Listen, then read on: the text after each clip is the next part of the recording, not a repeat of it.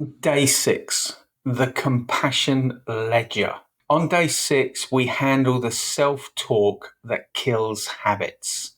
Create a page in your journal and split it into 2 columns. Left-hand column, old script. Right-hand column, new script. Under old script, write the things your brain says when you miss a habit. You never stick to anything. You've ruined it now. What's the point? Now under new script, rewrite each in a kinder realistic way. I missed 1 rep, not my whole life. This is what building habits actually looks like. I can resume at the smallest level again. You can draw speech bubbles, cartoon heads, whatever makes it feel less heavy. This page reminds you it's the story about the habit that often kills it, not the missed day itself. That's day 6. Be kind to yourself. Rest. We'll see you in day 7.